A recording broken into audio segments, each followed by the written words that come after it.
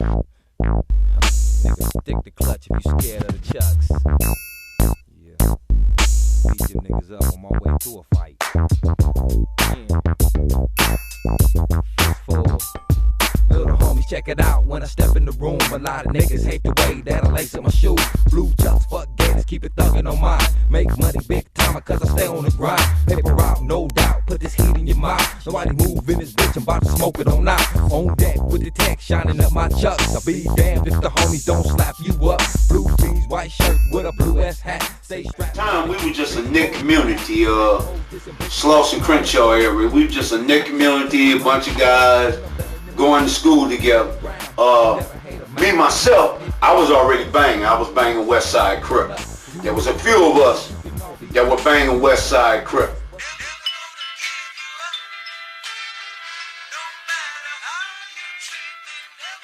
Tell me about Cutes. Cutes was the best interview that I think I've conducted. More so because it was a pleasure meeting him. I heard so much about Cutes and his brothers. I know a cousin of his, Anthony Madison, Blue from the hood. I know Barefoot Pookie talk about Cutes in the Magnificent Seven, right? And Cutes called me on the phone talking about Barefoot Pookie, so I surprised Cutes and brought Barefoot Pookie with me. They hadn't seen each other in over 30 years, and Cutes had no idea I was bringing Barefoot Pookie with me. How do you feel about viewers questioning people you're interviewing? I mean, I low-key get offended, you know. Now, if you joke about them, I think the shit's funny. I'm all for the jokes, man. Everybody need a laugh in their life. And everybody want to be a comedian. But my thing is this.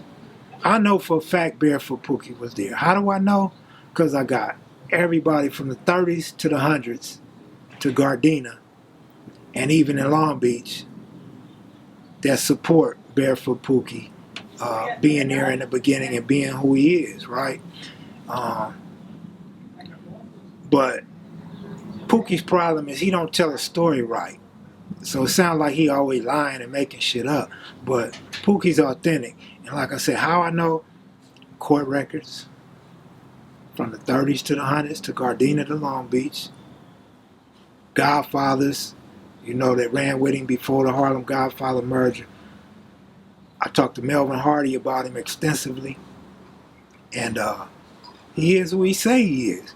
I think it does him a disservice claiming this hood, this hood, this hood, this hood, and that hood. Whereas I believe if he just kept it West Side Crip, he would be more respected for that and more believable.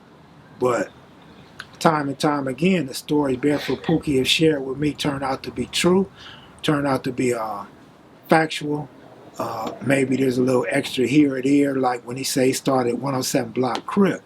I mean, that's Pookie's interpretation, and I'm going to roll with that. But if you talk to Hawk and Penguin and some of the others, they already established 107 Block before Barefoot Pookie came back to the block. Hawk is another credible guy, but Pookie went away for murder, and Pookie went out of state release and came back. The guys on the block probably feel like, hey, we was here, we never went nowhere. Nugget seemed like one of the most accurate portrayers of his neighborhood's history. How did you feel about that interview? See, Nugget's a real historian, and Nugget still got his sense.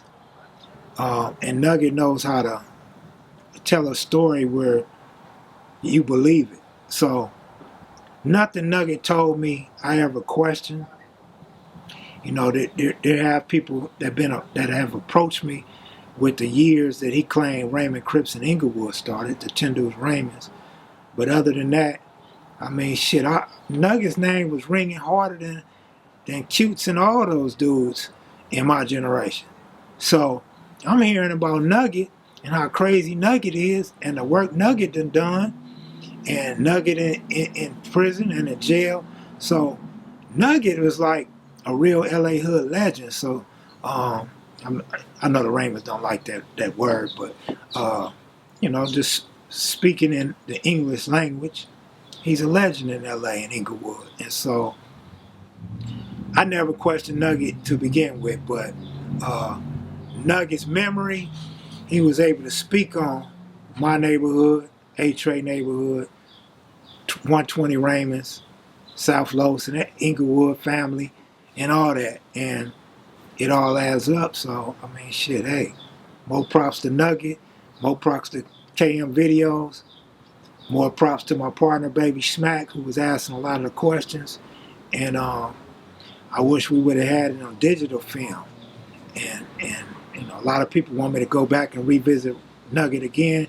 And I've made numerous attempts, but shit, it just haven't happened yet. Now, speaking of 8 Trays, why haven't you interviewed Skull yet?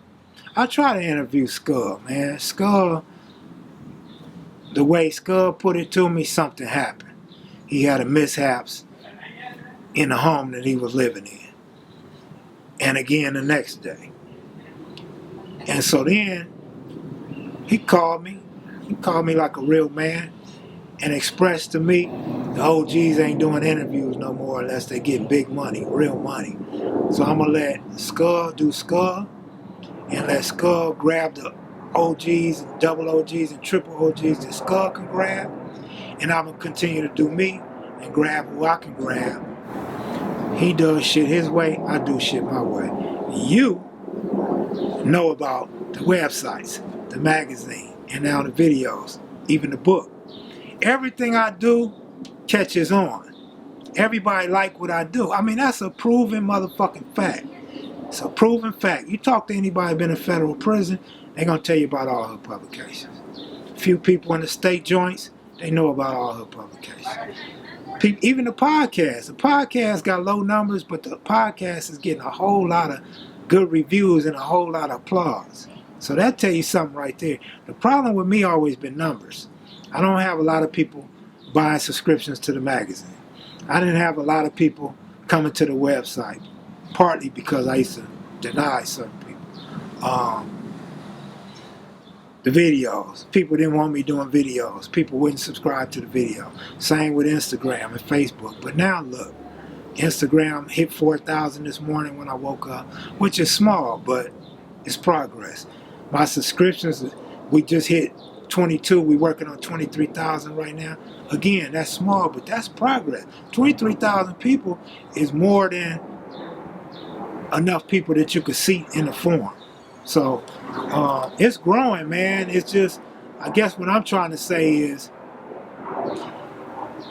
like there's a lot of people like Skull. They're not ready to get behind Kev Mac videos or KM videos, but there's a wide audience out there to see what Kev Mac is doing, like what Kev Mac is doing, and get behind Kev Mac. And so that's how it is. That's how it's going to be. A lot of people want to see the Hoover history. Is that going to happen? You know what? It might, and it might not. I'll tell you like this. Like I told Alonzo many years ago. Holler at Tony Stacy. That's who you want to holler at. You know what I'm saying? There's a lot of dudes that was in prison that's home now. I know I was in prison with a lifer that's home now from Hoover. And there's a lot of people from Hoover that would be good interviews. And I know some and I know of some. You know, I remember Big Gates told us like this. He was like, look, here go ransom number, here go Kev Mac number. Now it's on y'all to make this happen, and I want y'all to make this happen. And he stayed out of it. But guess what? I called that number like 3 days later, and the number didn't even work. So I don't know if he gave me a wrong number. I don't know if dude didn't pay his phone bill or he changed his number. But I left it at that, man. If you owe Big U a favor and you don't come through, you got Big H vouching for me and you don't come through, and Wack from UG, they call Wack a Hoover lover, right? When they hating on Wack, they say Wack fuck with the Hoover. But you got Wack hooking me up. Wack's one of the coolest niggas you ever gonna meet in L.A. Wack from 107 UG. So if them three hook me up with you and nothing happened, I have no interest in pursuing that any further or any longer. And so if you one of them other dudes trying to do gang interviews, holler at the ransoms. You get some real shit out of it if you can make that happen. But to answer your other question, why everybody want the Hoovers are big. The Hoovers used to go from 4 tray to 11 deuce. So they big, they're long Hoover, they associated with Bulldog and Hoover Joe, TS, Soulright, so the Bams, and all them dudes, all the nine deuces. And so they have an interesting story, and they produce a lot of riders, a lot of legends. And you know, them turning into the orange rags, wearing orange and dropping the crip to become criminal. All that makes for an interesting story with the younger generation. And so that's why they want to know more about Hoover and understand why these different changes have taken place. Will we see Harlem history? I mean, you would think Harlem's and East Coast would be the easiest shit for me to get. And so it kind of makes me mad every time somebody asks why I haven't done the Hoovers. Well, it's not that simple. And if I haven't done East Coast or haven't done Harlem's, why would you expect me to have done the Hoovers? So what happened with the Harlem's is I sat down with Big H. We agreed to an interview. Big H is doing positive things for the city of L.A. as far as voter registration and getting some of these laws changed. And I respect that. And I don't want to interrupt what he's doing because he's doing a good thing. And so when the time comes, you'll see a Harlem or East Coast interview. Now, I've known you for a long time, and I used to see when you got criticism, it would really affect you. Now when you get criticism, I see it drive you. What was that change? Let me first say this. The way you just described that proves that you know me well. I think it's just maturity, and it's really learning that social media, man, social media would discourage you. They would try to chop you up and break you down, man. You just got haters in this world. Social media is like the devil to me. I feel like all people want to do is get on there, be tough, be bad, and tear people down. And you see it with stars all the time. Celebrities get criticized. The President of the United States, as far back as the other Bush, they criticize all these dudes, man. Obama, Trump, everybody gets criticized on there. And I'm going to tell you somebody that I felt like never deserved an ounce of criticism, and that would be Michelle Obama. You know, here you got Melania Trump in office. And you can Google her name and find her naked. You can find her having sex with other women. And they want you to respect her. And that's okay. If you respect her, that's cool. But how can you try to tear Michelle Obama down for wearing sleeveless dresses? Yeah, sometimes people comment about how these old dudes on camera need to grow up. What do you think about that? Well, they're kind of right. I agree. But the thing is this. Gangbanging was started by a teenager. I mean, as far as Crips and Bloods go. Probably any gang in America started out as teenagers, right? And so a lot of us kept that mentality through adulthood.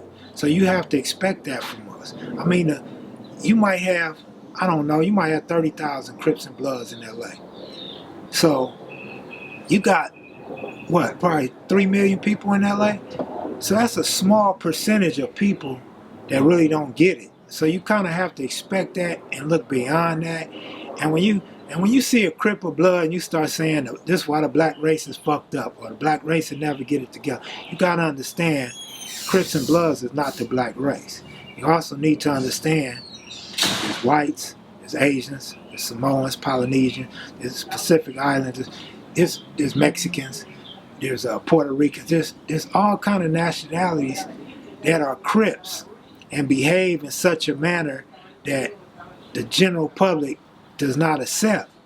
But you don't see them blaming white people for fucking up the world and never gonna be shit because of being a Crip or Blood or having a gangbang mentality. So I feel the critics when they talk about these people being immature and never gonna be shit, but I don't feel them when they don't watch all 4 or 5 parts of an interview, because Bird from Slauson, he changed for the better.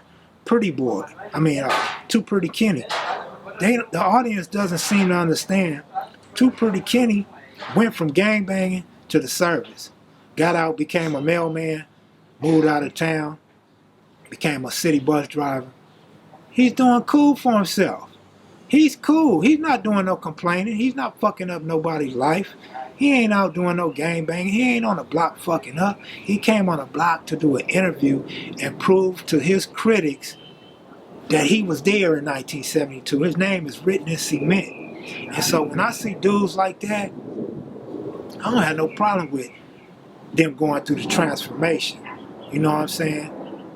Me, look at me. You looking at a dude, like if you look at the comments, Kev Mac is God. Kev Mac is fire. Kev Mac is the shit. Kev Mac's the hottest thing on YouTube.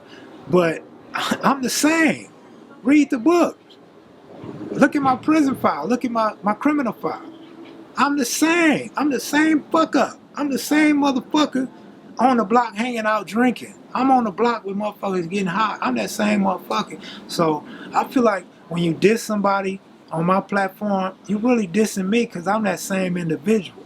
You understand? And I guess to sum it all up, Too Pretty Kenny or Barefoot Pookie or whoever, they can't put their whole life in an hour. You know what I'm saying? They can't, because this is about gangs. This is about the streets. This is about L.A. culture. Why don't you interview young, active members? The thing is this. I'm going to respect the code. I'm going to respect the culture. If somebody on the block with a burner, or he's selling work, or he out flocking, why I want to interview you so you can be identified as a criminal or a person that inflicted harm on somebody or in the street doing wrong, and it's because of my camera or my platform or my questions that got you in trouble. I'm not all for that. If you active, remain active. If you remain active, stay behind the camera. Don't get in front of the camera. If you active, don't get on the video. Don't hang out and try to be part of this platform. Now, when you get past that hurdle, come on over. Share some of your life experiences. Give us the history of that neighborhood. So it's not disrespect to the young guys. It ain't no disrespect to the young guys.